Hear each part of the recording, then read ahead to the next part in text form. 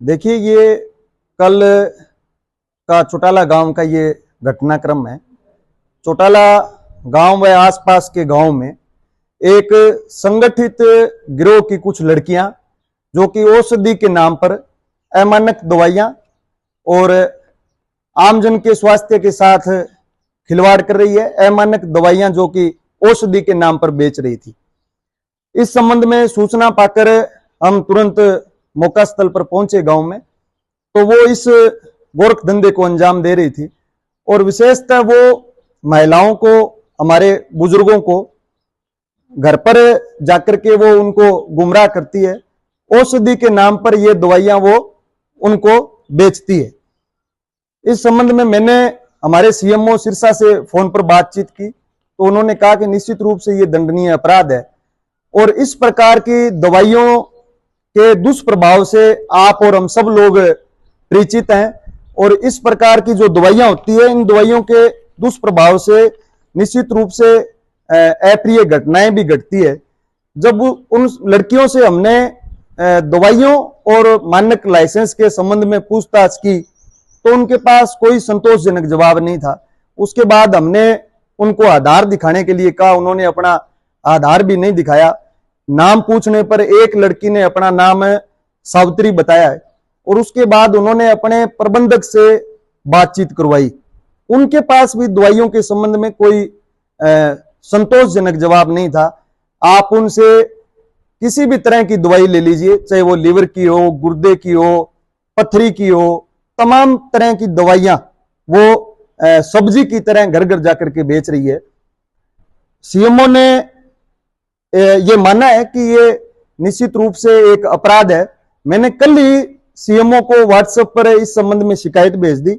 आज हमने यहाँ एसएमओ के मार्फत सीएमओ को ये ज्ञापन सौंपा है।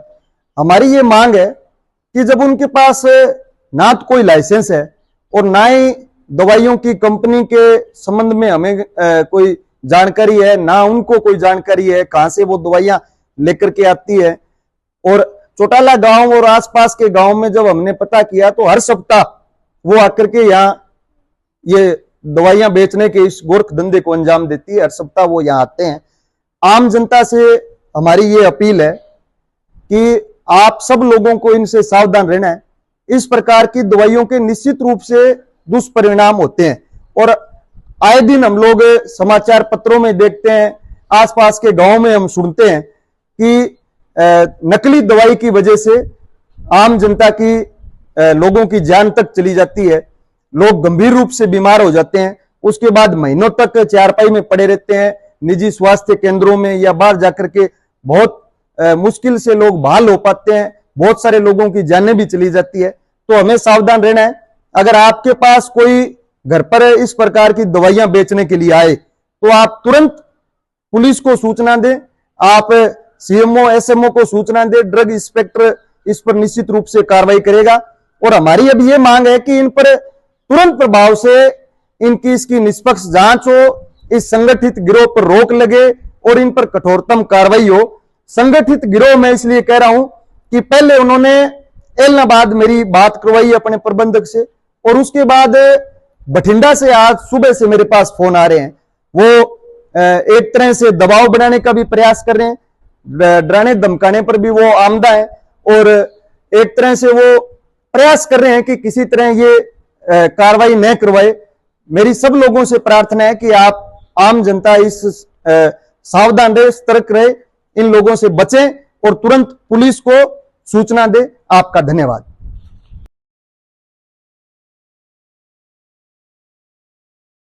नमस्कार, मैं डॉक्टर बालेश सिविल हॉस्पिटल चौटाला से बात कर रहा हूं और मेरे पास जागरूक नागरिक श्री राकेश पोडिया जी ने ये ज्ञापन दिया है इस संबंध में, जैसे आप पूछ रहे हैं। तो अगर कोई ऐसा व्यक्ति आता है तो मेरा सभी से निवेदन है कि वो थाने में इन्फॉर्म करें, ठीक है। वो गलत आदमी भी हो सकते हैं, कोई नुकसान भी पहुंचा सकते हैं। और ये जो इन्होंने ज्ञापन दिया है ये माननीय सिविल सर्जन जी को आज भेज देंगे। सर, जो मेडिसिन ये सेल करके जाते हैं, इनमें कोई साइड इफेक्ट हो सकते हैं? इनके क्या कुछ कहना है आपके according? No comments. Okay sir, thank you.